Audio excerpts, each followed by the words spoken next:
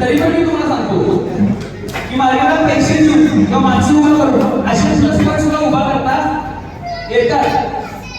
पण समर social foundation मध्ये साजिद शेख ही व्यक्ती जी अशी आहे, त्यांची जी भावना आहे काम करण्याची किंवा काम करणाऱ्या लोकांच्या बद्दलची किंवा त्यांची जी तळमळ आहे, त्यांचे जे विचार आहे, ते विचार कॉपी करता येऊ शकत नाही. आणि ते सगळ्यात मोठा प्लस पॉईंट आपल्याला आहे. एकदा साजिद सरांसाठी जोरदार करायचं.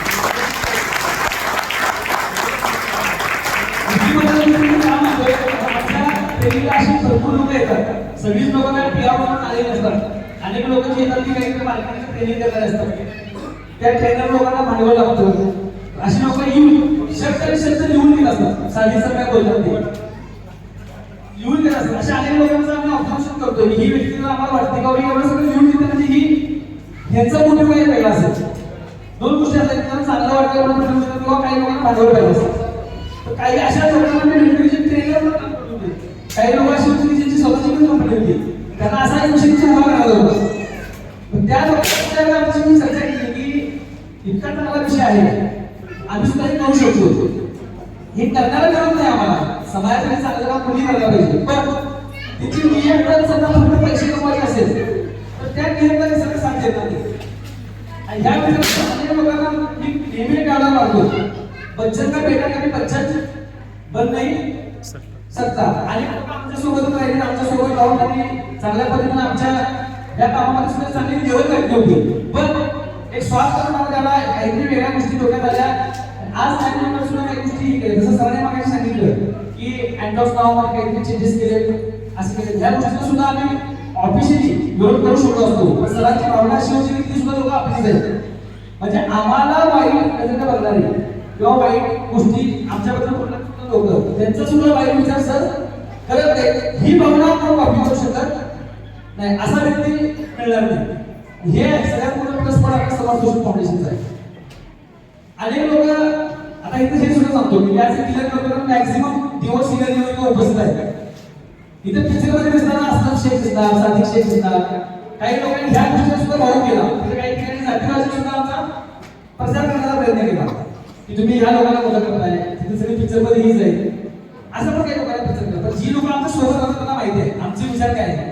आम्ही ह्या गोष्टीला झोड मार्ग देतो. तर आम्ही जवळजवळ त्या गोष्टीला कधी करत नाही. हे आमच्या जवळ आल्यानंतर कळणार. हे सुद्धा अशा प्रकारे चुकीच्या मार्केटिंग गोष्टी करून काहीतरी आपलं स्वार्थ साध्य करायचा हा सुद्धा प्रयत्न असतो. स्वार्थी विचारांचं जर चांगलं जरी काम केलं तर सक्सेस होऊ शकत नाही. भले पण तुम्ही काही कॉपी करा. तर कॉपी करण्यासाठी मला एक डायलॉग जो आम्ही भरपूर मार्केटिंग कंपन्यामध्ये आहे तो बरोबर लागू होईल. तो डायलॉग असा आहे की कबुतराला एक करोडाची पंत लावता येते.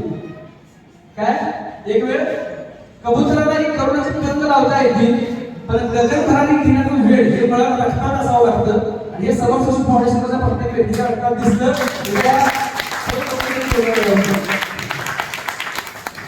तर पुन्हा एकदा आपण जास्त वेळ नाही घेता आपल्या संस्थेच्या संस्थापकांना इन्व्हाइट करूया. पुढचा जो काय आपला सेशन आहे हा कंटिन्यू करूया.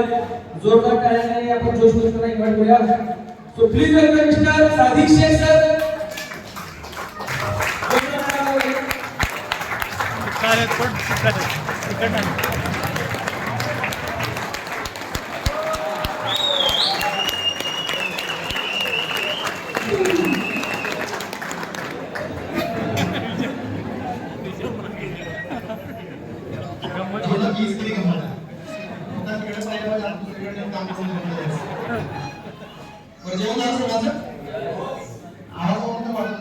Yes. काहीतरी कोलॅबोरेशन कमी जास्त झालं असेल तुम्ही ऍडजस्ट करून घ्या. कारण आपण सोशल वर्कर आहोत ना. मग तुम्ही म्हणलं की आपण सामाजिक काम करतोय वगैरे. ते सामाजिक काम आपल्या वागण्या बोलण्यातून दिसतं काय आहे काही कमी जास्त कोणाची गोष्ट ऍडजस्ट करून घेता आली पाहिजे. काल जेव्हा मी हॉलमध्ये आलो मी स्वतः ड्राईव्ह करत आलो तर सगळ्या गाड्या टॅक्स झाल्या होत्या. याला पण नव्हतं चला आपण जातो. इथं आल्यानंतर BMW लोक आमच्या परिवार वगैरे आमच्या लिंकच्या वाईफ जात होत्या. उतरल्यानंतर मला अशी सांगण्याची इच्छा झाली आमच्या मॅडमला की जरा त्रासच झाला नाही का ड्रायव्हिंगचा. असं मी म्हणणार होतो. एवढ्यात मला आमचे ते साहेब दिसले टू व्हीलर आले पुढे गेले. बोलतोय साहेब तुम्ही उभे राहा. बोलतोय साहेब त्यांच्या बाईकला ऍक्टिव्हा गाडी आहे तुमची ऍक्टिव्हाला 2 पैसा त्यांच्या बांधून मागे बॅग बांधून हेल्मेट म्हणून माझ्या समोर झाले. बाईकवरून आले सगळ्यात आधी तेच आले. आम्ही उतरलो ते आहे. त्यांना जसं मी पाहिलं ते बसा पैसा की पाहून आल्याचं ते त्यांना विचारलं किती किलोमीटर तुमचं तर म्हणजे 200 किलोमीटर आणि तुम्ही बाईकने का आला नाही म्हणजे मी नेहमी प्रत्येक ठिकाणी बाईकने जातो कोल्हापूरच्या ट्रेनिंगला आपण 300-350 किलोमीटर भरतो त्यांना बाईकच येतात त्यांना जसं मी बाईकनं आलेलं पाहिलं तो जो मोड होता माझं सांगण्यात जरा कंटाळत आलाय नाही कुठे निघून गेला माझं मलाच काय कळलं कालच्या ट्रेनिंगचं सर्वात मोठं जिवंत मोटिवेशन ते आहे आपल्याला प्रत्येक माणूस काहीतरी शिकवत असतो फक्त आपले डोळे उघडणं काय आहे मी आलो बोललो म्हणजे तुम्हाला शिकायला मिळेल असं काही नसतं तुमचे डोळे काम विद्यार्थ्याचे असतील प्रत्येक घटना प्रत्येक वस्तू काहीतरी शिकवायला बसलेली आहे त्यातून तुम्ही काय घेताय तुमच्या हातामध्ये आहे आज पण आपण इथे जे आलो आहे तिथे काय गोष्टी फार चांगल्या मला काही चांगल्या मला आहेत कोण कितपत काय घेतंय त्याच्यावर बऱ्याच गोष्टी डिपेंड असणार आहे एखादं वाक्य सुद्धा तुमच्या आयुष्याला कलाटणी देऊ शकतं एखादी लाईन पण तुमच्या आयुष्याला कलाटणी देऊ पण कसं घेतं करून ते प्रत्येकाचं डिपेंड आहे मी ज्याला मार्केटिंग करायचो त्याचे काय अनुभव तुम्हाला सांगतो जे तुम्हाला माहित असले पाहिजे मार्केटिंग काय काय चालतं एक कंपनी होती त्याच्यामध्ये बायनरी प्लॅन होता इन्शुरन्स प्रोडक्ट होता बायनरी मध्ये ना बऱ्याच लोकांना ते लेफ्ट राईट सॉफ्टवेअरची भाषा असते त्याच्या जोड्या लागल्या की मग पैसे मिळतात वगैरे असं ती कन्सेप्ट होती त्या कन्सेप्ट मध्ये जॉईन असताना आम्ही एका गावामध्ये मीटिंग घ्यायला गेलो होतो आणि व्हाईट बोर्ड ब्लॅक बोर्ड असायचा आणि चॉकने आम्ही मीटिंग घ्यायचो तर ते ब्लॅक बोर्ड चॉक ते सगळं पांढऱ्या बोर्डचं सगळं इथं पण भरलेलं असतं घरी मीटिंग वगैरे झाली माझे 800 कार होते त्यावेळेला आणि मीटिंग मध्ये सर्व लोक पॉझिटिव्ह झाले खाली आलो कारजवळ पाठपाठ माणूस पळता आम्हाला सर मीटिंग मला फार आवडली ते लेफ्ट राईट तुम्ही सांगितलेल्या गोष्टी एवढ्या आवडल्या मला मस्त प्लॅन आहे तुमचं मला पण इन्शुरन्स पॉलिसी करायचीच होती त्यात जर मला एजन्सी मिळत असेल आणि असं लेफ्ट राईट मधून काम चालणार असेल भरपूर पैसे देऊ शकता पण माझा एक प्रश्न आहे 3 तासाची मीटिंग घेतल्यानंतर तुम्हाला विचारतो काय प्रश्न आहे तर माझी लेफ्ट साईडच जास्त होणार राईट साईड माझी होणारच नाही म्हणतात पण असं कसं काय सॉफ्टवेअर मध्ये असते आपण जे लोक आणतोय ते लेफ्टला लावायचे असतात तर थोडी राईटला लावायचे असतात जोड्या मॅच केले की पैसे मिळतात हे मी त्याला ऑलरेडी सांगितलं मीटिंग मध्ये 3 तास चर्चा झालेली आहे हा डायरेक्ट असं काम म्हणतो की माझी लेफ्ट साईड होणार राईट होणार नाही आपण काम करायला चालूच केलेलं नाही पण तुम्हाला असं काय वाटतं बरं की तुमची लेफ्ट साईड जास्त वाढणार राईट वाढणारच नाही तर काय झालं माझ्या गावाच्या लेफ्ट साईड आहे जिथे राहतोय तिथून लेफ्ट साईडला सगळं गाव आहे राईटला नदी आहे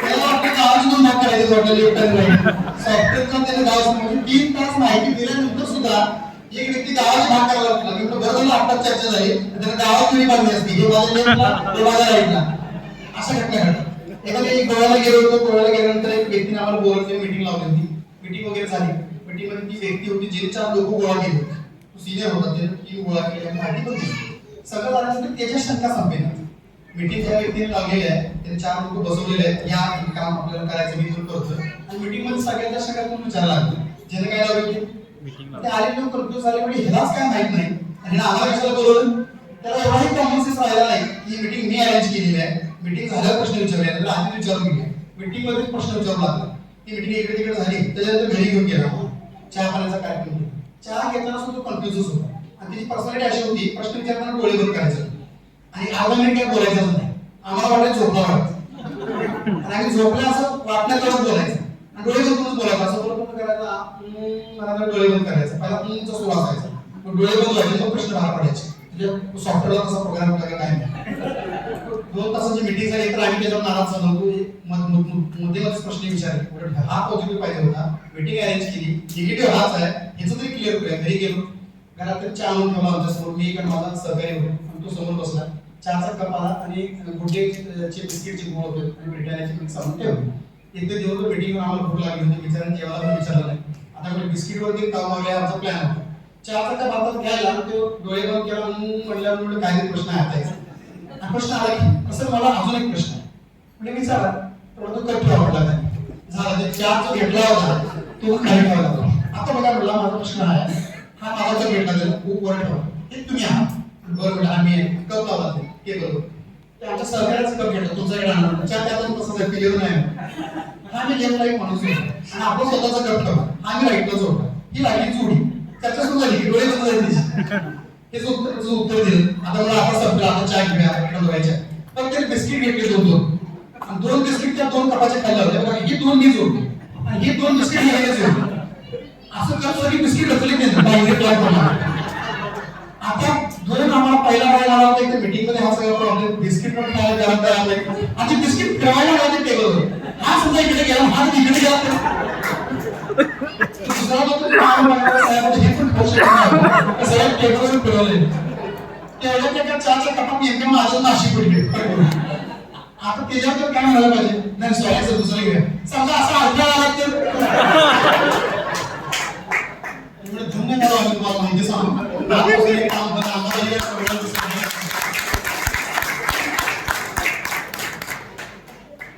अशा अडचणीमध्ये लोक काम करतात तरी पण पैसे मिळतात तुम्हाला यात एक पण अडचण येत नाही तरीही तुम्हाला पैसे मिळतात ही अभिमानाची बाब आहे सगळा प्लॅटफॉर्म जो रेडी झालाय समोर सोशल फाउंडेशन द्वारे जोरदार काय हिंदीमध्ये शायरी नेटवर्क लोकांना लवकर कळेल असं म्हटलं जातं की प्लॅटफॉर्म अगर गलत हो तो कितनी भी मेहनत करो कुछ नहीं मिलता प्लेटफॉर्म अगर गलत हो तो कितनी भी मेहनत करो कुछ नहीं मिलता और प्लेटफॉर्म अगर सही हो तो कम मेहनत करो बहुत कुछ मिलता है तर आपलं नशीब चांगलं आपल्याला असा प्लॅटफॉर्म मिळाला ज्यात जास्त कष्टाची गरज नाहीये पण जे महत्त्वाचे स्किल आहे तेवढं तरी वापरणं काय आहे आता आपल्याकडे जे स्वप्न दाखवली जातात तुमचं काय मत तुम्ही वर्ष 2 वर्ष 3 वर्ष आमच्या सोबत आहात तर महिना 2 महिने आहात एखादं पेअर ट्रेनिंग जरी तुम्ही केलं तुमचं काय मत आहे खोटी स्वप्न दाखवली जातात का जर मोठ्यानं बोला इथं जे सांगितलं जातं दाखवलं जातं ते होतंय का नाही येस नो मध्ये यस झाले की नाही काय लोकांच्या बाबतीत यस मोठ्यानं बोला यस झोप झाली नाही का तुमची होतंय की नाही आपण जे सांगतोय जे दाखवतोय होतंय का नाही होतंय येस नो यस तरी होत असेल पण ज्याच्या बाबतीत झालेलं नाही त्याच्या बाबतीत पण लवकरच होणार आहे मार्केटला होतंय कसं कशा प्रकारची फसवणूक केली जाते आणि आपल्या बाबतीत का होत नाही त्याचे उदाहरण मी तुम्हाला सांगतो ऍक्च्युअली उदाहरण मी दोन दिलं पण बऱ्याच निवडणुकांची मागणी सगळी उदाहरण द्या जरा ऐकणं आम्हाला गरजेचं वाटतं आठवतं येस जर जोरदार टाळ्या होती तुम्ही बोलणार करू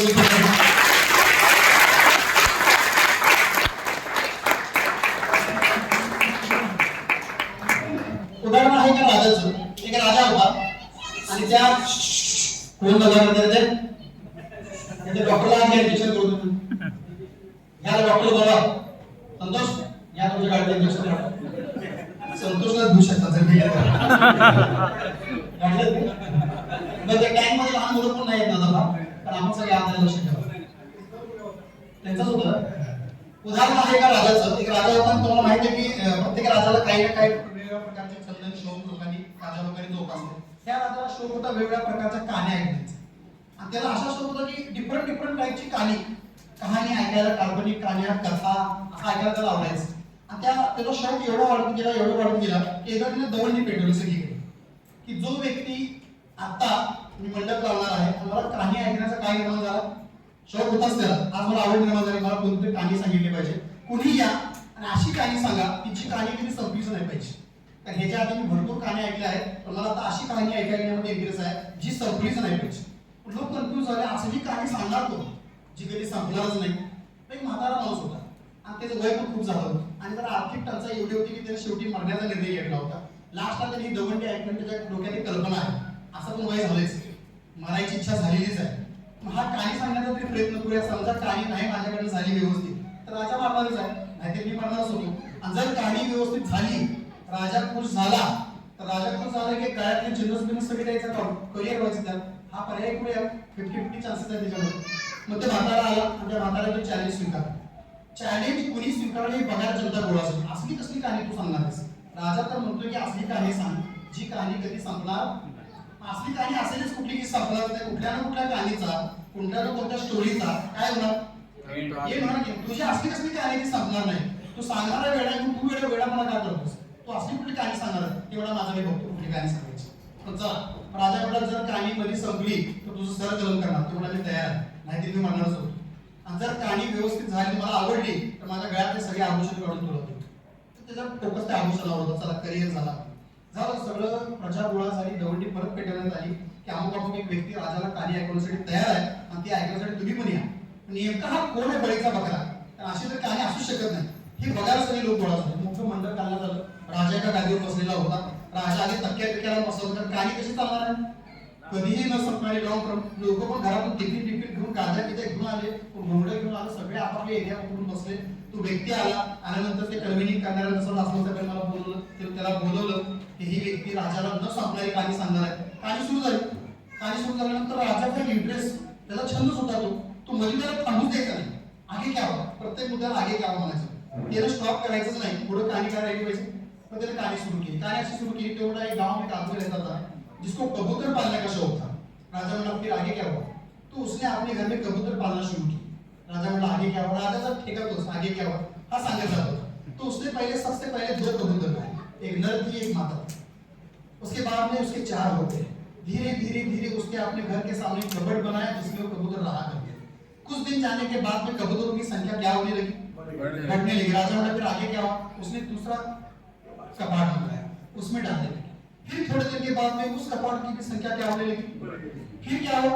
उसने तीसरा कपाट बनाया। फिर उस कपाट में भी कबूतर बढ़ने लगे, संख्या बढ़ती ही जा रही थी। राजा आगे क्या हुआ? कुछ नहीं, चौथा कपाट बनाया। असं करत 100 कपाटावर आला। राजाला कळलं कपाट काय संपणार? काय ट्विस्ट काय आहे का म्हणतो कार्यामध्ये कसं कपाटच आहे. त्यांना आहे की काय कपाटाला कंटाळल्यानंतर त्या गावचे लोकल एरियातले लोक म्हणजे कबूतर घाण करतायत, वेगळं काय देत का? मग तिची शेती होती, त्या शेतीमध्ये मोठा शेड मारला होता. आणि त्या शेडमध्ये सगळी कबूतर मिळून सोडली. शेड खूप मोठा असल्यामुळे ते कबूतर एका कोपऱ्यात बसले होते.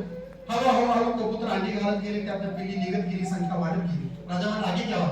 फिर वैसे ही होने लगा, कबूतर अंडे देने लगे, संख्या बढ़ती गई. फिर कबूतर अंडे देने लगे, संख्या बढ़ती. आगे क्या हुआ? धीरे धीरे धीरे वो जो मारा हुआ जो वो पूरा शेड था वो भर गया. फिर आगे दूसरा शेड मारा. फिर उसमें थोड़े कबूतर डाले. धीरे धीरे धीरे वो भी भरने लगा. भी आगे उसने तीसरा शेड मारा. असं करत 100 शेड हुआ. 3 दिवस गेले ह्याच्यामध्ये. राजा उठायचा आगे क्या हुआ? की तसंच काहीतरी सांगायचं शेड असं करत प्रजा अर्धीने उठून गेली. त्यांना कळलं राजाचं मरणार पण काही काय संपणार नाही.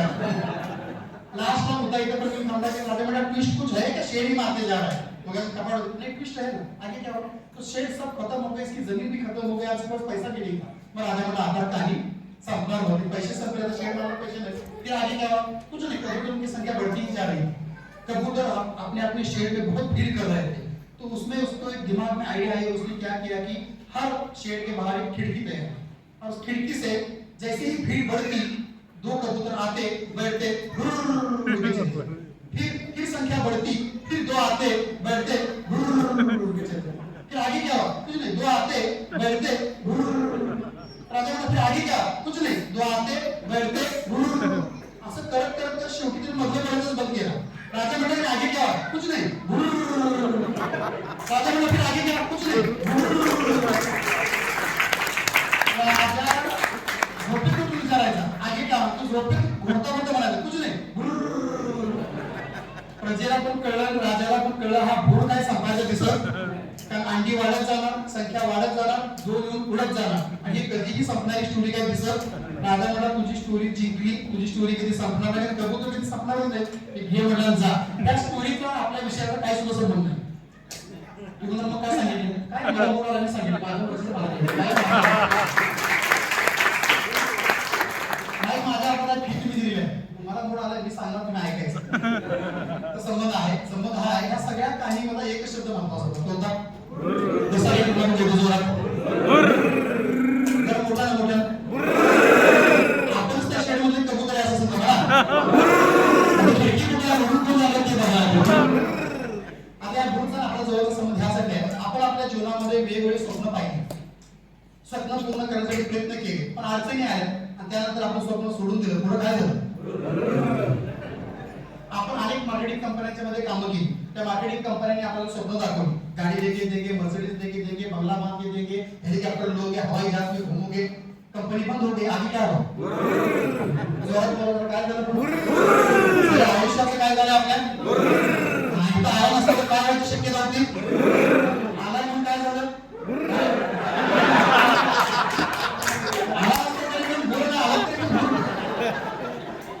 ही काय कहाणी संपायची दिसत नाही. चला दुसरी कहाणीकडे जाऊया आपण. त्याच्यानंतर आपण महत्वाच्या विषयाकडे आपण जाणार आहोत. आता जी कहाणी सांगणार आहे ती घडलेली कहाणी आहे.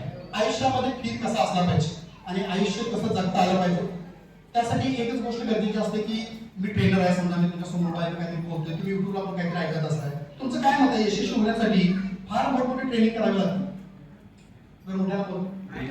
यशस्वी होण्यासाठी जीवनामध्ये फार मोठी ट्रेनिंग करावी लागते. फार मोठ्या पॅकेजवरती जाऊन एज्युकेशन घ्यावं लागतं यशस्वी होण्यासाठी. जेवढे मोठे लोक यशस्वी झाले जाऊन बघा त्यांचा बॅकग्राऊंडच काही नाही, शून्य बॅकग्राऊंड आहे. माझी कल्पना करा, मला पहा तुम्ही, माझा बॅकग्राऊंड काय? शून्य आहे. तिथून आम्ही आलो नाही आहोत. यशस्वी होण्याची एकच पात्रता आहे. स्किल असावं लागत नाही, तुमच्याकडे कुठल्या प्रकारची क्वालिटी असावी लागत नाही, पर्सनॅलिटी लागत नाही, एज्युकेशन लागत नाही. यशस्वी होण्यासाठी जसं असं सर मगाशी म्हणले तुमच्या रक्तातच काय असलं पाहिजे, गट्स पाहिजे, गट्स पाहिजे, धमक पाहिजे. कशी निर्माण होते, तुमच्या ब्रेनने कधीतरी हा विचार केला पाहिजे, हे मी करू शकतो. त्यासाठी एक शायरी आहे, एकसाथ म्हणलं तर सांगतो.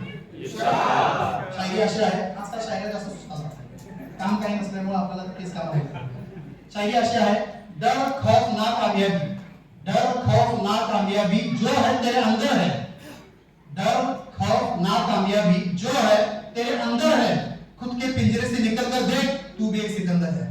आपल्या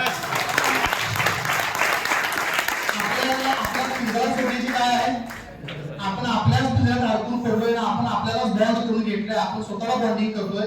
कधीतरी हा विचार करा की माझा जन्म मोठा काहीतरी करण्यासाठी झालाय. मी निसर्गाने मला एक असं झाड बनवलंय की ज्या झाडाच्या सावलीला अनेक लोकांना मला काय करायचंय. जोपर्यंत आपण आपल्याच परिवार, आपलाच सराव, आपलीच बायको, आपलंच घर, आपलंच कुत्र, आपलंच गेट, आपलीच गाडी, आपलीच माडी आणि आपल्याच बायकोची गोलगोल साडी, त्यातून जोपर्यंत भाग पडणार नाही तोपर्यंत निसर्ग तुम्हाला काय देणार. कधीतरी एकदा मोठा विचार करण्याची काय आहे, एक थॉट मी तुम्हाला देतो, आज तुम्ही नोट करून घ्यायचं. घ्या, आजच्या ट्रेनिंग मध्ये सगळ्यात मोठी ट्रिक जर तुम्ही ती वापरली तर आयुष्यामध्ये फार मोठा बदल होऊ शकतो. छोटीशी ट्रिक आहे पण आयुष्याला फार मोठे कलाटणी देऊ शकते. निसर्गाला लुटण्याची सगळ्यात चांगली चावी, एक पेपर तयार करा आज तुम्ही घरी गेल्यानंतर आणि तुमच्या रिलेशन मध्ये अडचणीत असणाऱ्या लोकांची यादी काढा. कुणाला कशा कशाची गरज आहे, कोण अडचणीत आहे, ज्याला पैसे देऊ शकतो, एखाद्याला मी वेळेची मदत करू शकतो, एखाद्याला जाऊन सांत्वन करू शकतो. प्रत्येक व्यक्तीला पैशाची गरज आहे असं नाही. अनाथ आश्रम आहे माझ्या बाजूला, तिथे जाऊन थोडासा मी वेळ स्पेंड करून जर आलो तर त्या अनाथ मुलांना पण थोडंसं बरं वाटेल. कुठे वेळेची द्यायची गरज आहे, कुठे ज्ञान देण्याची गरज आहे, कुठे पुस्तकं देण्याची गरज आहे, कुठे पैसा देण्याची गरज आहे. काही म्हाता गोतारी लोक घरात अशी बसले की त्यांची मुलं दुबईवर बाहेर देशात आहेत, घरी एकटीच बसून आहेत. त्यांची अपेक्षा हीच आहे की कोणीतरी जाता विचारावं काका कशा आहात, मग त्याला जाता भेटण्याची पण तुमची तयारी असणं गरजेचं आहे. हे छोट्या छोट्या गोष्टी तुम्ही आयुष्यामध्ये केल्या ना तर फार मोठं यश तुम्हाला मिळू शकतं. मी प्रभाकर प्लाझा नावाची बिल्डिंग आहे, तुम्हाला माहित असेल, स्टँडच्या बाजूला ह्या पटल गॅलेक्सी अपार्टमेंट आहे आणि तिथे खाली एक कुठल्या तरी कारखानदाराचा एक मोठा फार्म हाऊस आहे, रोडला टच आहे आणि तिथे एक वॉचमन नेहमी बसलेला असतो आणि त्याची तक्रार अशी आहे की तू गेट समोर तुम्हाला वाहनच लावायला नाही. आणि आमचं ऑफिस तिथं होतं काही वर्षापूर्वी, तर तिथे आम्हाला गाडी लावायला पाहिजे. माझ्या डोक्यात गेल्याशी मैत्री करणं गरजेचं, आम्हाला गाडी लावायला तर मी त्याच्या जवळ जाऊन बसलो, गाडी लावलीच नाही त्या दिवशी. तिची माहिती काढली, तर माहिती काढल्यानंतर मला एवढं वाईट वाटलं. परिस्थिती अशी होती की तिची आई पण नाही, वडील पण नाही, भाऊ होता तो वारलाय, या जगात त्याचं कोण नाही, एकटाच त्याचं लग्न पण झालेलं नाही, वय 40-45 वर्ष. मग तुम्ही खाताय काय, कारण काय जे घरात शिजवतं ही रूम मला दिलेली आहे, मला देखरेख करायची, रूमचं भाडं नाही आणि इथंच राहायचं. तर त्या अख्खा तेवढ्या प्रॉपर्टीमध्ये फक्त देखरेखीसाठी एकटाच, त्याच्याकडे मोबाईलही नाही, त्याचं सुख दुःख विचारायला त्याच्या आयुष्यात कोण नाही, त्यानं कोणाला तरी विचारावं असं त्याच्या आयुष्यात कोण नाही, एकटाच. मी जर त्याच्या ठिकाणी जाऊन विचार केला की आयुष्य तर चालतं कसं, तर विचार केला तरी कल्पना केली तरी अंगावर काटा आला, कोणच नाही असतात, हा एकटाच आहे. मग मी त्याच्याशी मैत्री केली, मैत्री करत करत ती मैत्री आमची एवढी वाढली की माझ्या गाडीसाठी जागा ठेवायला लागला, परत कोणाला गाडी लावायला द्यायला तयार नाही, माझीच गाडी लागली. मग मी जाऊन गप्पा मारायचो, काय दिलं तर घ्यायचं नाही, म्हणजे एवढा स्वाभिमानी होता तो. फळं जरी मी म्हणलं तर घ्यायचं नाही, कट करून मला आणून द्यायचं, मग माझ्याकडून खायचं, पैसे कधी घ्यायचं नाही. कसं आहे, माझ्याकडून एकट्याकडून मला किती लागतं, तू माझ्याशी गप्पा मारते हेच माझ्यासाठी महत्वाचं आहे. मी 4-5 दिवस नाही दिसलो तर परत तरी मोबाईल एक छोटासा घेतो, मला फोन करायचा, आवाज नाही. त्याचं माझं काहीच रिलेशन नाही, त्याचं माझा कुठला नाते संबंध नाही, त्याचा माझ्याकडे कुठला बिझनेस नाही, माझा त्याच्याकडे कुठला बिझनेस नाही, तिची माझ्याकडे काही अपेक्षा नाही, माझ्याकडे काही अपेक्षा नाही, पण एक संबंध तयार झाला. आणि बघता एक एवढं रिलेशन वाढलं. एकदम मी आणि आमचे सहकारी होते, दोघं जण गेलो तर ते आमच्या सगळे गप्पा पिण्यानंतर बाहेर आलं तर सहकार्याने मला विचारलं, सर तुम्ही जे सगळं करताय, ह्या माणसाबरोबर गप्पा मारताय, हा काय जॉईन आहे का तुमच्याकडे? नाही. एवढा तासभर वेळ काय घालता त्याच्यावर, वाया जात नाही का? पण नाही जात वाया का? ते म्हणून तुला नाही करायचं. ह्या व्यक्तीचं ह्याच्या जीवनामध्ये, ह्या देशामध्ये, ह्या विश्वामध्ये कोणच नाही, हा एकटाच आहे. आणि ह्या व्यक्तीला मी एकटाच आहे असं कधी वाटू नये म्हणून निसर्ग मला त्याच्याकडे पाठवतो की कोणतरी माझा आहे जो माझ्याशी हात करतो, भेटतो, तू मला बघितल्यानंतर एवढा आनंदी होतो, म्हणजे आपली सख्खी मुलं सुद्धा आपल्याला बघितल्यानंतर जेवढा आनंद व्यक्त तेवढा तरी आनंद होतो आम्हाला बाहेर, कोणतरी आहे जो माझा आहे. असं कुणाचा तरी जीवनाचा भाग करण्याचा पण प्रयत्न करण्याची गरज आहे. नुसताच पैसा मिळवला, नुसताच बंगला बांधला, नुसतीच गाडी घेतली म्हणजे तुमचं स्वप्न पूर्ण झालं असं नाही. आपण समर फाउंडेशनची माणसावरची आपल्याला जाणीव पाहिजे, वेगळं काहीतरी करून जाऊया. जायचं एकदम सगळ्यांना आहे ना, 1000 वर्ष राहायला आलाय, रात्री मेल ते कोणाला आला की देवाचा, तू राहेगा 1000 साल, सगळीच जायचं. कोण आज, कोण उद्या, कोण परवा, जायचं कधीतरी आहे ना, काहीतरी वेगळी छाप समाजामध्ये निर्माण करून जाण्याची तयारी ठेवा आणि ते प्लॅटफॉर्म आपल्याला समर्थ फाउंडेशनने दिले. एक वेगळं काहीतरी नाव करून जाईल आणि माझी काय होणार आमच्या रिलेशनमध्ये आपण सांगण्याचं मुद्दा नसतं, सांगायचं नसतं. एक रिलेटिव्ह ठरला नाही, एक रिलेटिव्ह असं बोटाला दाखवायला की ज्याला आम्ही तुमची मदत केली. आणि रात्रीच्या आई बरोबर गप्पा वगैरे मारला, मी भावाच्या डिस्कशनला बसतो, आमच्या वाईफ पण येतात, त्यांना पण विचार. तर आमच्या चर्चा ह्या असतात की सध्या कुठल्या रिलेशनमध्ये माणूस अडचण येतं, त्याला नेमका प्रॉब्लेम काय, जे मुलगीचं लग्न आलेलं आहे त्याकडे पैसे आहेत का, म्हणजे चर्चा करा. मग मी फोन करणार, आम्हाला सांगणार त्याला एवढ्या पैशाची गरज आहे, त्याला पाठी घेऊन द्या, त्याला कपाट घेऊन द्या, आम्ही ते करणार. आणि त्याला सांगणार तुम्हाला सांगून आम्ही केलं. आणि हे सगळ्या आमच्या गावाला लेवलला लोकांना माहिती झालं की हे करतात. इथं गमत अशी झाली, उर्दू शाळेमध्ये आमच्या मुली वगैरे शिकवत होत्या, उर्दू माध्यमिक शाळेमध्ये. तर तिथे एका व्यक्तीने 50,000 रुपये दिले, कोण दिले माहिती नाही. आणि ते 50,000 देण्यानं सांगितलं की माझं नाव पडून, तर काय सांगितलं नाव पडून. ते गॅदरिंग मध्ये ते हे करण्यात आलं की एक व्यक्ती आहे जिने गौप्य आपलं नाव ठेवायला सांगितलंय आणि तिने 50,000 रुपये शाळेला दिले. असं म्हटल्यानंतर सगळ्यांच्या ज्या नजरा होत्या त्या आमच्याकडे झाल्या. ऍक्च्युली आम्ही दिलेच होतो, कुणी दिले होते काय नाही, पण सगळ्यांनी अशा नजरा आम्हाला दिलेच दिले. तुमचं नाव सांगितलं दिले, दुसऱ्याने नाव स्वतःची छाप अशी तयार करा की येणाऱ्या काळामध्ये काय ते चांगली गोष्ट जरी घडली तर त्याचं ते तुमच्या नावावर फाटलं पाहिजे. हे काम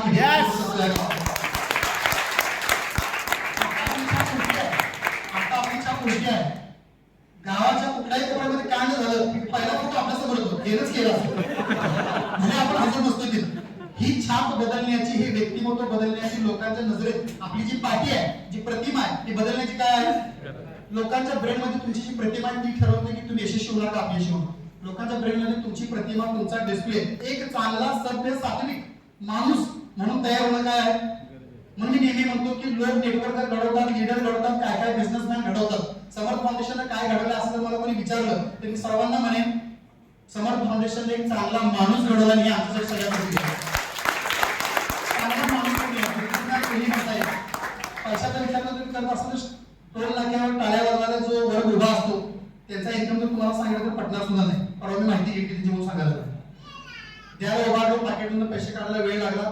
काढे पण विचार कसं काय दिवसाचं कसं काय, 700 रुपयाची 800 रुपयाची पिगी बँक घ्यायची दिवसाची, एवढे पैसे कमवतात.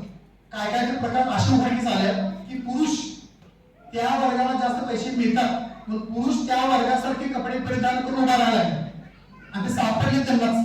त्यांनी त्यांचा आवाज उचलला की आम्ही करतोय पण आमची कॉपी ही लोक करायला कशी काय कमवायसाठी. पैसे कुठेही मिळतात, पैसे कुणीही मिळतो, त्याच्या पुढचा पण मला सांगता येते पण त्याने आज जात नाही. पण एवढं लक्षात घ्या, फक्त पैसा कमवण्यासाठी जीवन जगू नका. पैसा कमवण्यासाठी जीवन जगू नका. पैशाच्या पलीकडे बरंच काय आहे. आणि तुम्हाला मी किती लोक दाखवतो ज्यांच्याकडे करोडो रुपये आहेत पण आनंद कशाला म्हणतात, सुख कशाला म्हणतात, समाधान कशाला म्हणतात, आरोग्य कशाला म्हणतात, मैत्री कशाला म्हणतात, आपुलकी कशाला म्हणतात, तरच काय लोक. तर आपल्याला ते बनायचं नाहीये. एक असं झाड बनवूया समर्थ फाउंडेशनच्या माध्यमातून, हक्कानं लोकांना तुमच्या सावलीला बसलं पाहिजे.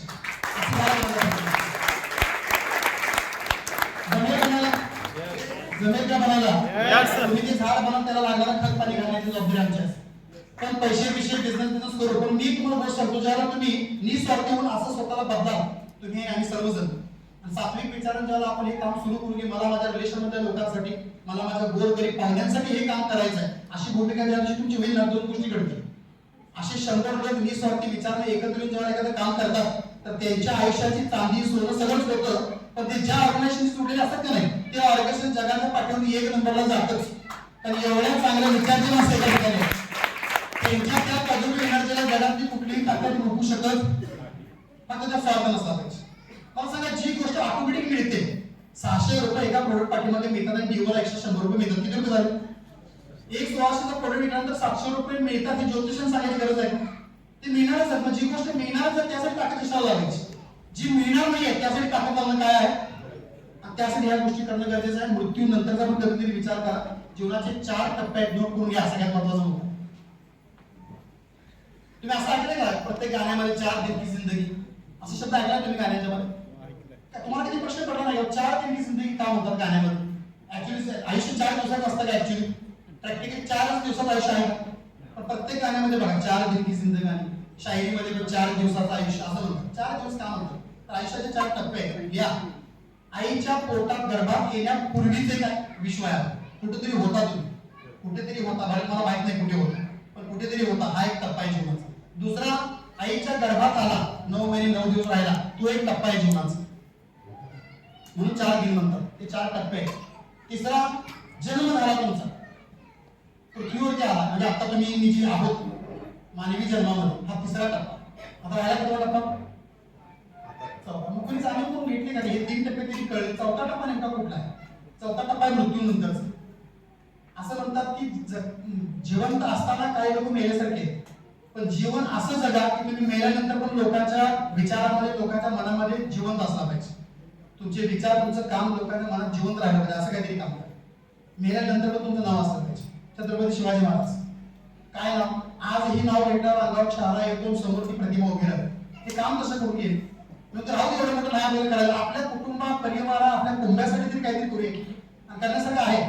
लोकांना प्लॅटफॉर्म मिळत नाही, संधी मिळत नाही. तुम्हाला प्लॅटफॉर्म मिळाला, संधी मिळाल्या, गाईड करणारी चांगलं माणसं मिळाल्या, जे हाताला बडून घेऊन जाऊ शकतात. मी तर तुम्हाला गॅरंटी देतो, तुम्ही जर मला साथ द्यायला तयार असाल, आमच्या संस्थेवर द्यायला तयार असाल, तर तुमच्यापैकी एखाद्याकडे 0% स्किल जरी असलं, पण फक्त जोडून राहायला तयार असेल, तर येत्या 3 वर्षामध्ये तुझ्या आयुष्याची सगळी स्वप्न हाताला करून पूर्ण करण्याची आमची तयारी आहे. आम्हाला टीओ फक्त 400 पुरुष आहेत. येणारा काळ 400 टीओ पुरुष आहेत, 20 सिनियर टीओ पुरुष आहेत. ज्या तुम्ही म्हणलं की टीओ 5 लाख कमवणार आहे, सिनियर टीओचा इन्कम 20 लाख रुपये असणार आहे. 20 सिनियर टीओ आहेत जे महिन्याला 20-20 लाख कमवतील येणारा काळ. त्यातल्या काही सिनियर टीओचा 20 लाख इन्कम चालू आहे सध्या. संतोष साहेब आपल्याला उपलब्ध आहेत, 2.5 कोटीचा बंगला बांधतायत. समर सोशल फाउंडेशन मध्ये एक व्यक्ती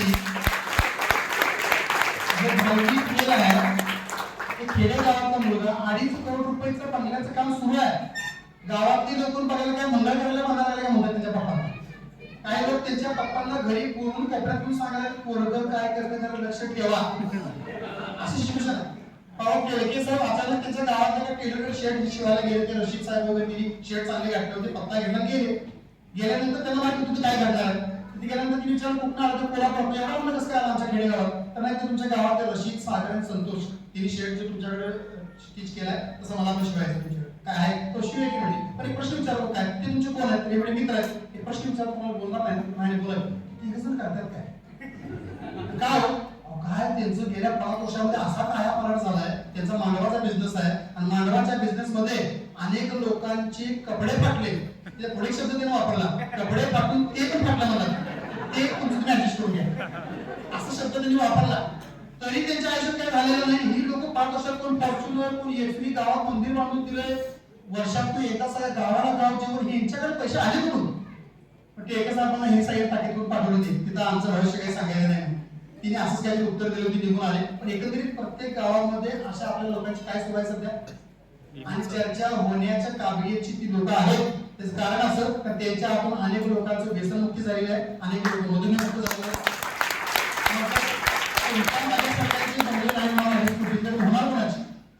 तुम्ही सुद्धा ही माणसं केली पाहिजे की ते काम करतोय जे लाखात एखादा माणूस करतो. कोण पण दारू दुकान घालू शकते, कोण पण पानपट्टी घालू शकते, लोकांना व्यसन लावू शकते. पण व्यसन मुक्तीचं काम करणं मोठी गोष्ट आहे. ती संधी आपल्याला मिळाल्या. दारू विकून मर्सिडीज घेऊन फिरत असेल तर व्यसन मुक्ती करून मी काय मर्सिडीज घेऊ शकत नाही, हे आपल्याकडे पाहताना तयारी असणं काय आहे. उदाहरण द्यायचं त्यानंतर आपण आपल्या मुद्द्याकडे जोडूया. उदाहरण आहे एका भिकाऱ्याचं, कसं जीवनाला कलाटणी मिळते हे उदाहरण आहे. उदाहरण सांगितलं आवडतं ना तुम्हाला? लक्षात तुमच्या सर्वांचं? तुम्हाला गुड न्यूज देतो. मी उदाहरण अजून जर लक्ष देऊन ऐका. आता वाजले 5, बरोबर 5:30 वाजता आपण टी ब्रेक म्हणतो आणि तो भाग असणार आहे, तो फ्रेश करून तुम्ही आत येऊ शकता आणि परत एक 1.5 तास सेशन चालेल. मग आपल्या गाण्यांचा कार्यक्रम असणार आहे. बऱ्याच लोकांच्या चेहऱ्यावर मला गाणी दिसत आहेत की तुम्ही मगापासून विचार करताय मला गाणं म्हणायचं. संधी मिळणार आहे, काय अडचण नाही. पण 7:30 नंतर उदाहरण आहे भिकाऱ्याचं. भिकारी होता आणि तो रेल्वे स्टेशनवरती असायचा नेहमी. त्याचं नेहमीचं काम होतं की माणूस हेरायचा. त्या भिकारी लोकांची पण नजर फार खतरनाक असते. काही लोकांच्याकडे डिमांड करतात आणि काही लोकांच्याकडे फक्त हात करतात. त्यांच्या नजरेमध्ये ते त्यांच्याकडे हात करतात, त्यांच्या दृष्टिकोनातून तो व्यक्ती काय द्यायच्या लायकीचा नसतो. पण तरी पण चान्स कॉल घेतात. ते दिला रुपयाचा आभार मानतात आभारी, कारण त्याला तेवढी सुद्धा काय होतं तुझ्याकडनं अपेक्षा नव्हती. पण एखादा जर चांगला दिसला त्याने हेरला का नाही, त्याच्याकडे डिमांड करतात, डायरेक्ट मागणी करतात. साहेब 20 रुपये दे, डायरेक्ट मागणी. दुसरीकडे नुसता हात आणि एकीकडे डायरेक्ट मागणी. तर असाच एक बिझनेसमॅन ब्रीफकेस आणि ब्लेझर घेऊन एका ट्रेन मधून उतरला. त्याला कामावर जायचं, फास्ट चालत होता. भिकाऱ्याने त्याला हेरलं आणि त्याचा पाठलाग केला. पाठलाग करत त्याने पाठीमागे पुढे गेला. साहेब 20 रुपये दे. तो पुढे मागं बघितला, परत पुढे बघितला. साहेब 20 रुपये दे. मागं बघितला, पुढे बघितला. करत करत त्या प्लॅटफॉर्मच्या बाहेर आले. तरी पण तो ऐकायला तयार नाही. अचानक त्या रेल्वे स्टेशनच्या इथे बाहेर पडला. रिक्षा जवळ गेला तरी जाऊन त्याचा ब्लेझर झाला, हातच झाला. साहेब काय कळतंय की नाही एवढा लांबून तुमच्या पाठीतून पळायला लागले सगळे ग्राहक सोडून दिले तुमच्यासाठी ग्राहक भिकारी भीकच्या चक्कर ग्राहक म्हणतात आणि तुमच्या मागे लागणार 20 रुपये द्या 20 रुपये द्या मला वाटतं तुम्ही ज्या तुम्ही तर मला बोलायला पण तयार नाही तेवढा इगो राग येणार नाही मी भिकाऱ्याला तोडायला लागलो थोडं का तेवढा माझा विषय आहे तुझं जसं विषय आहे तू माझ्या मागे लागला मी मग तोडायच्या मागे लागत नाही मी तोडायला पण लागत नाही पण एक गोष्ट आहे तर 20 रुपये पाहिजेत का तर पाहिजे तर तुझ्या खिशात मला काहीतरी दिसतं ते काय तेवढा एक पेन्सिलचा बॉक्स आहे तेवढा कितीला घेतलास तेवढा 5 रुपयाला घेतलास का घेतलास तर मुलांना सांगितलं संध्याकाळी येताना पप्पा पेन्सिलचा बॉक्स घेऊन या तर ठीक आहे मी एक काम करू शकतो तुला 20 रुपये देणार नाही तर 10 रुपये दे आणि 10 रुपये मी कशासाठी माहिती त्या पेन्सिलच्या बॉक्ससाठी ठीक देणार नाही कारण मलाही माझ्या मुलाला पेन्सिलचा बॉक्स आणायला सांगितलं पण तेवढा वेळ माझ्याकडे नाहीये तुझ्याकडे दिसतोय एक डील करूया आपण एक व्यावसायिक म्हणून मी एक व्यावसायिक आहे तू एक व्यावसायिक आहे व्यावसायिक म्हणून तू मला तो पेन्सिलचा बॉक्स 5 रुपयाचा कितीला दे हे 10 रुपये घे म्हणून द्या तुम्हाला एवढा पाळायला माझं 5 रुपये तरी निघत का सोडायचं असं सांगून तुम्ही 10 रुपयाचा बॉक्स त्याला दिला पैसे रिटर्न केला आणि बरोबर ह्याच्या साधारणतः एक 2 ते 3 वर्षानंतर एका देशामध्ये एक मीटिंग होती लहान मुलांना बाहेर घ्या लहान मुलांना बाहेर घ्या तिथं स्विमिंग टँकमध्ये खेळावं दंगा करत असेल तर बाहेर कारण आता सध्या मीटिंग ऐकून त्यांचा काय फायदा नाही जर मोठी झाली की ऐकायचं पेन्सिलचा बॉक्स घेतला तो निघून गेला जाता तो एक वाक्य बोलून गेला मी तुला भिकारी म्हणून देत नाहीये तू एक व्यावसायिक आणि मी एक व्यावसायिक एवढा डायलॉग म्हणून तू त्याच्या कामाला गेला हा निघून आला बरोबर 3 ते 4 वर्षानंतर एका देशामध्ये एक व्यावसायिक लोकांची मीटिंग अरेंज करण्यात आली एका ऑर्गनायझरनं एक मीटिंग अरेंज केली ज्या मीटिंग मध्ये अवॉर्ड फंक्शन ठेवण्यात आलं आणि पुरस्कार कुठला द्यायचा होता कमी वेळेमध्ये 3 वर्षाच्या कालावधीमध्ये लवकरात लवकर ज्याने स्वतःचा बिझनेस मोठा केला अशा व्यावसायिकाचा जो सत्कार होता अशी 3 व्यावसायिकांनी निवडली होती पण त्यासाठी बोलवताना त्यांनी वेगवेगळ्या देशातले 100 व्यावसायिक होते ज्या 100 व्यावसायिकांमध्ये असे व्यावसायिक होते ज्यांनी कमी वेळेमध्ये अचिव्हमेंट केली आणि ते मेळावा बसला असं तुम्ही जसे बसला असे 100 व्यावसायिक लोक बसले होते प्रत्येक जण वेळ ड्रेस होता समोर कार्यक्रम चालू होता आणि त्या कार्यक्रमामध्ये एक कन्व्हिनर त्या सगळ्या लोकांविषयी माहिती देत होता आणि त्यांनी 3 नंबरचा पहिला नाव घेतलं की 3 नंबर आपण 3 नंबर काढणार आहोत 3 नंबरचा व्यक्ती अमुक आहे ज्याच्यासाठी एकदा जोरदार टाळ्या म्हणजे आता 3 नंबर आला तो उठला पुढे गेला लोकांनी त्यासाठी टाळ्या वाजवल्या त्याचा सत्कार झाला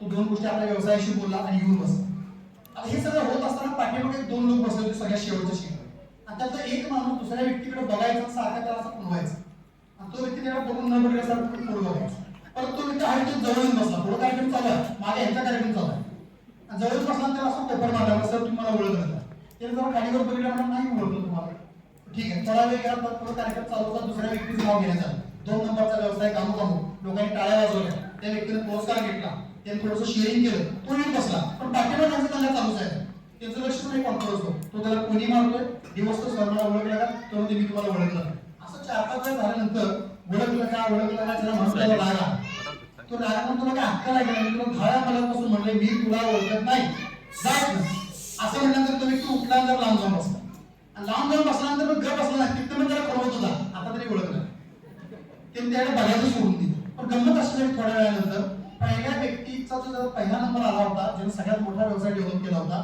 त्याचं नाव पुकारण्याची वेळ आहे आणि सगळ्यांचं कॉन्सन्ट्रेशन त्या कन्व्हिनरकडे गेले आता कोण आहे तो पहिला माणूस ज्याने सर्वात मोठा व्यवसाय 2 ते 3 वर्ष उभा केला तिकडे यांची खुणाखुणी चालू होती तिकडे तो कार्यक्रम चालू होता आणि अचानक एका व्यक्तीचं नाव घेण्यात आलं तो व्यक्ती होता तर जो मगापासून दिवसत होता विचार होता मला ओळखलं का मला ओळखलं आणि पण करून तो उठला जसं त्याचं नाव घेतलं तो उठला तो पुढे जात होता तसं याच्या मनामध्ये धडधड सुरू झाली की जो व्यक्ती एवढा मोठा माणूस माझ्या बाजूला बसला होता मला मनापासून ओळखला म्हणत होता तिची मी भयात काढली त्याला मी कावलो त्याला तो उठून घालवलं त्याचाच पहिला नंबर तो एवढा मोठा व्यवसाय का मी त्याला ओळखलंच नाही आणि तो मला सारखं काम होती ओळखलं का आणि एवढं होत असताना त्या डोक्यात चालवत होतो पुढे जात होता आणि जात त्याला मागून त्याला बघत होता तरी पण तो कन्फ्युज होता हा मलाच पाहतोय मी त्याला ओळखलं नाही तेवढं केलं करून तो थांबला नाही पुढे स्टेजवर गेला त्याला माईक घेतला माईक घेऊन म्हटला तुम्ही माझा पहिला नंबर काढला मी मोठा व्यवसाय केला त्याबद्दल मी मला तुम्ही अप्रिशिएट केले मी आभारी आहे पण हा पुरस्कार मी तुमच्या हातून घेणार नाही असं ही कन्फ्युज आहे कोणा हातून घेणार त्या परत तो माणूस बसला बघा त्याचं नाव घेतलं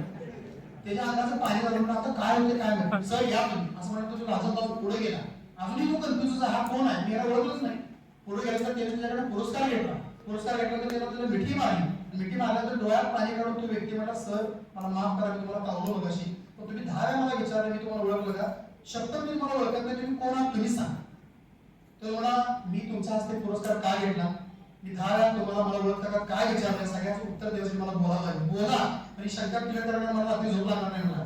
मी तुम्हाला कुठं पाहिलं तुमची माझी ओळख कशी असं म्हणलं तर त्या व्यक्तीनं माईक घेतला आणि माईकवर त्या व्यक्तीने सांगितलं ह्या व्यक्तीचा आपण पुरस्कार का घेतला आणि हा व्यक्ती कोण आहे आणि मी याला कसा ओळखतो हे सांगण्यासाठी स्टोरी सांगावी लागेल आणि स्टोरी आहे का रेल्वे स्टेशनची.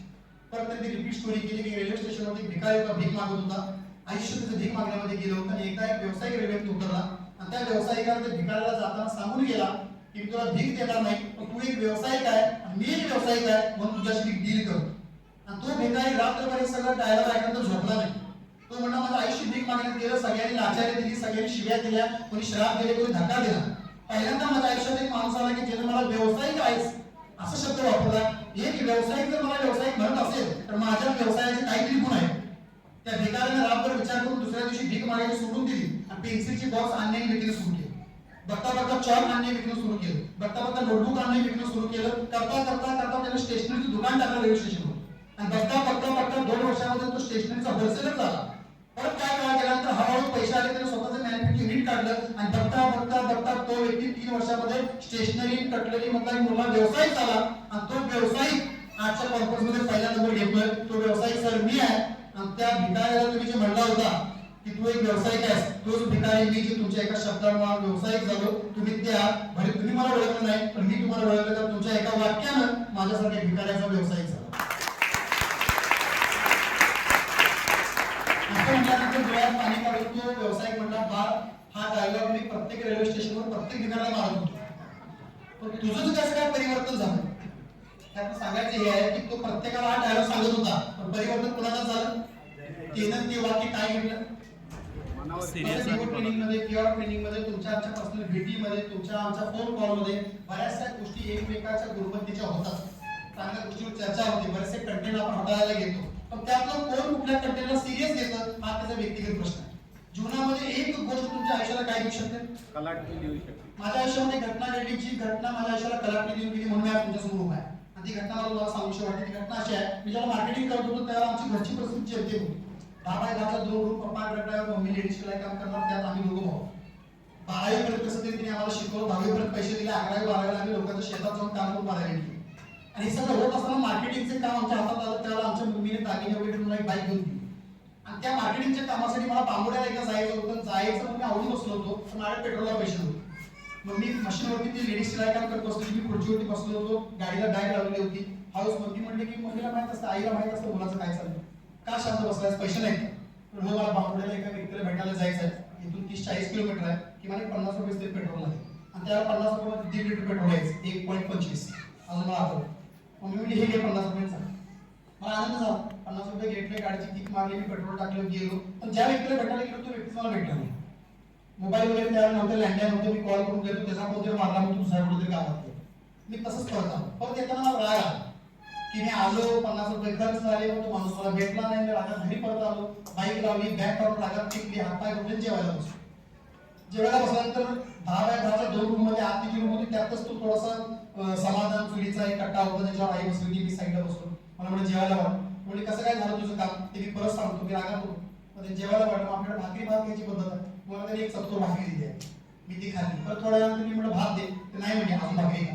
परत एक चतकोर भाकरी दिली, ती खाल्ली. परत मी म्हटलं आता तरी भात दे, नाही म्हणजे परत एक चतकोर भाकरीच खा. मला राग आला पण मी 3 वेळा भात मागतो तर तुम्हाला भात द्यायला तयार नाही. एकतर मी टेन्शन मध्ये होतो, तो माणूस भेटलेला नाही, वेळ वाया गेला, भात का देत नसतो, मी रागात उठलो आणि थोडीशी न करता ताटाला अशी लाथ मारून आईकडे रागात बघून म्हणलो की मी हे भात मला देत नसेल तर मला नको तुझा आनंद. असलं कसं काय किती असं रागात मी रिॲक्शन दिली. तर आईने हळूहळूपणे प्रेमाने माझ्या डोळ्यात डोळे घातले, निरागस चेहरा करून एकच वाक्य मला सांगितलं, बाळा आज भात शिजवलेला नाहीये, कारण तांदूळ विकत आणण्यासाठी ठेवलेलेच 50 रुपये मगाशी मी तुला पेट्रोलला दिले होते. हे जेव्हा मी वाक्य ऐकलं नाही त्यावेळेला माझ्या मनाची जी स्थिती झाली ती शब्दात तुम्हाला सांगू शकतो. एका क्षणासाठी मला असं वाटलं होतं की चूल चालवल्या चुलीमध्ये स्वतःला घोटून घ्यावं, आत जाऊन म्हणावं जळून. एक तर आपण आपल्या सोन्यासारख्या देवासारख्या आईच्या नजरेत नजर घालून त्याचा विरोध केला, जे आपण कधीच करायला नाही पाहिजे, त्याला आला. आणि ते 50 रुपये जे ते तांदूळ विकत आणण्यासाठी ठेवलं होती ती देण्याची धाडस माझ्या आईने मला केली, कारण त्याला मला डेव्हलप करून बघायचं. त्याची आईची माफी मागितली. त्यानंतर आजपर्यंत कधी आमची डोळे वटून पाहण्याची कधी धाडस झाली, कधी होणार पण नाही, कुणाचीच होऊ नये. आणि ते सगळ्यात मोठं मोटिवेशन मला कोणी दिलं असेल तर त्या 50 रुपयाच्या नोटनं दिलं. ते 50 रुपये मला सांगून गेले की आयुष्यामध्ये पैशाची किंमत काय असते, काय मूल्य असतं. त्यावेळेला मी ठरवलं होतं की एक दिवस असा येईल 50 कोटीची आपली प्रॉपर्टी असेल ह्याच फील्डमध्ये.